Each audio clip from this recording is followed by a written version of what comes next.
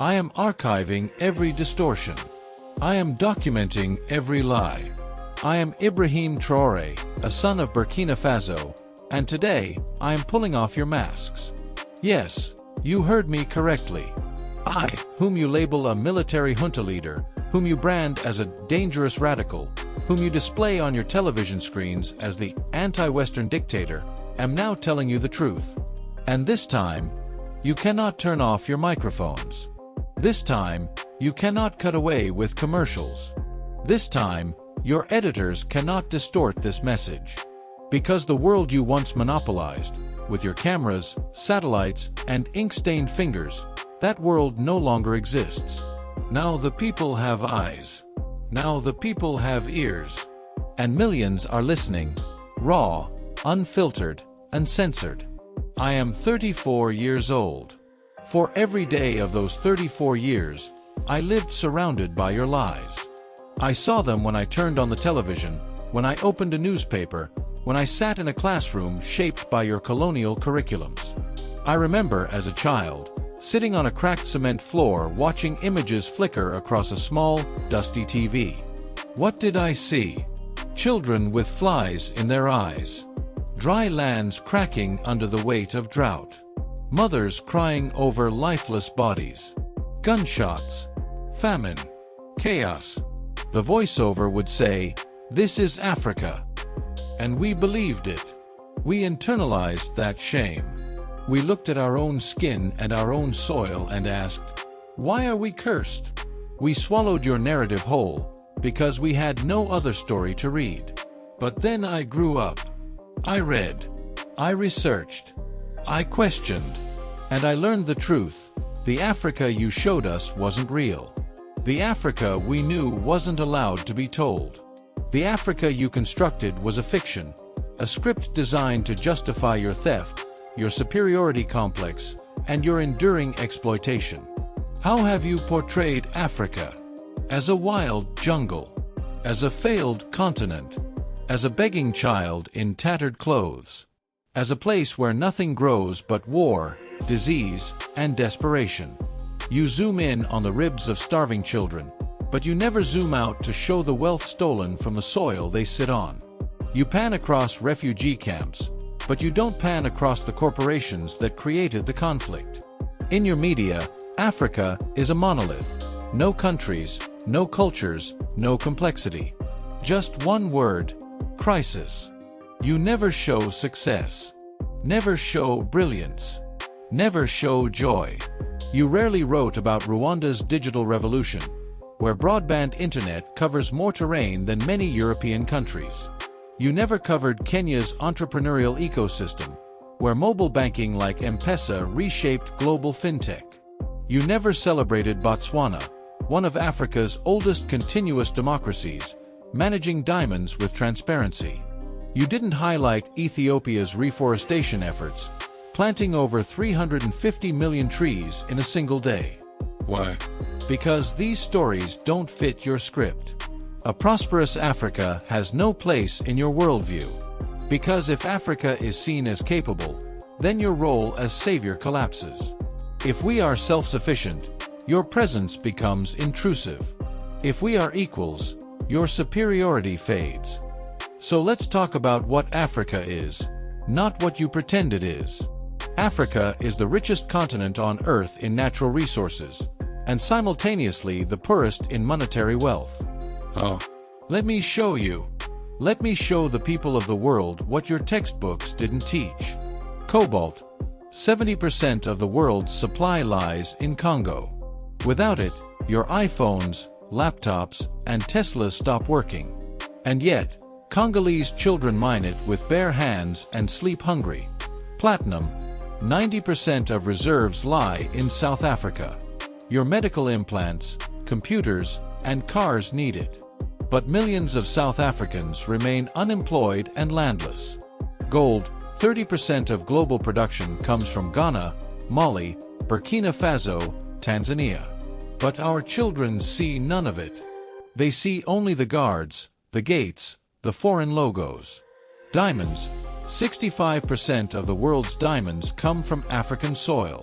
Botswana, Angola, Sierra Leone, DRC, all sparkle on your fingers, but the miners live on $1 a day.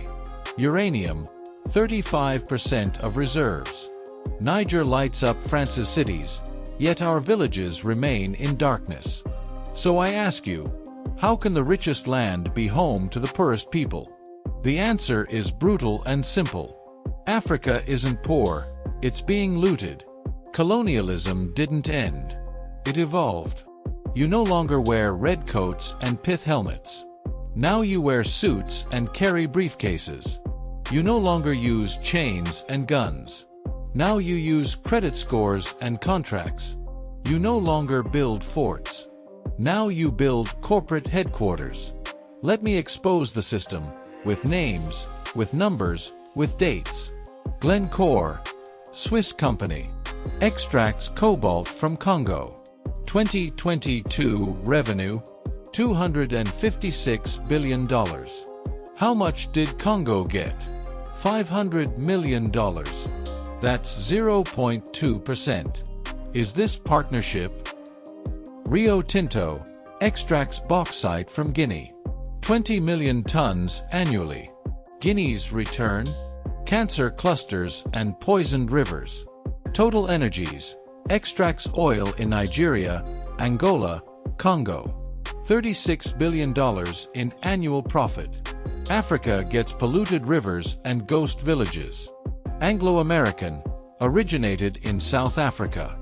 Moved to London. Took diamonds, iron, platinum. Left 6 million miners unemployed. This is just the surface. What about transfer pricing? Offshore accounts. Secret tax loopholes. $88 billion leaves Africa illegally every year. Meanwhile, $45 billion in aid comes in. You scream this aid from the rooftops, but the aid we receive is a fraction of what we lose. Africa is not a continent receiving aid. Africa is the continent giving aid. Let's expose your method, the manual of exploitation. 1. Create corruption. Buy our leaders. Fund their campaigns. Send their children to Oxford. Promise them a mansion in Paris. In exchange, our gold, our oil, our land. 2. Secure concessions. Write unfair contracts. 50-year licenses. 99-year leases. Tax exemptions. No environmental regulation. No labor laws. Only profits for you. 3. Own infrastructure. You build roads, but only from mine to port. Never from farm to school. Never from clinic to village. You don't connect people. You connect profits. 4. Suppress resistance. Arm private security. Declare protests terrorism. Criminalize unions. Buy our police. Occupy with foreign bases. 5. Control the narrative. Pay local media. Silence opposing voices. Flood the global stage with conflict, not context. Zoom in on chaos. Blur out accountability. You ask, why don't these stories appear on CNN, BBC, the New York Times? Because your media is not free. It is not independent. It is not brave. Jeff Bezos owns the Washington Post, a billionaire monopolist who profited from underpaid labor. Carlos Slim owns the New York Times, rich off Latin American telecommunications. Rupert Murdoch owns Fox, Wall Street Journal, The Sun. And every one of them tells the same tale. West equals good. Rest equals dangerous. Your journalists come from Harvard, Yale, Oxford, not the streets of Lagos or Nairobi. They don't speak Swahili, Yoruba, Zulu. Just English and French, the languages of colonial rulers. They do not report Africa. They translate Africa for your comfort. They filter it for your bias. Let me show you just one more injustice. The CFA franc. a colonial currency still used in 14 African nations, controlled by the French treasury. 50% of our reserves sit in Paris. We pay France interest on our own money. Through this system, $500 billion worth of wealth flows from Africa to France each year. Yet, when France gives 10 billion euros in aid, it becomes headline news. We are painted as beggars, while France grows fat off our backs. The UK launders Africa's stolen money. Through Jersey, Cayman, Virgin Islands. Every dirty dollar passes through London. The US controls Africa militarily. AFRICOM has 46 bases across the continent. Drones in the sky. Troops on the ground. Surveillance everywhere. All under the banner of security. But what are they guarding? Not Africans. Resources. China, the new empire, offers roads, ports, railways. But at what cost? Debt traps. 99-year leases. Agricultural domination. Ask Sri Lanka. Ask Zambia. This is the truth you hide. This is the system you built. So, I stand before you not as a soldier, but as a son of Africa. I speak not as a radical, but as a realist. You call us military juntas, terrorist havens, failed states. But we are children of a bleeding mother. And we are rising. We are reclaiming our voice. Rewriting the narrative. Reshaping our destiny. We will nationalize what is ours. We will educate our youth in truth. We will build our own media, tell our own stories, defend our own dignity. Because this land is not yours to rape. This sky is not yours to patrol. This future is not yours to dictate. The masks are off. The cameras are rolling. The people are watching. And this time, Africa is not silent. So remember these words. We are not begging. We are not waiting. We are not apologizing. We are rising. And history will remember who stood with us and who stood in our way.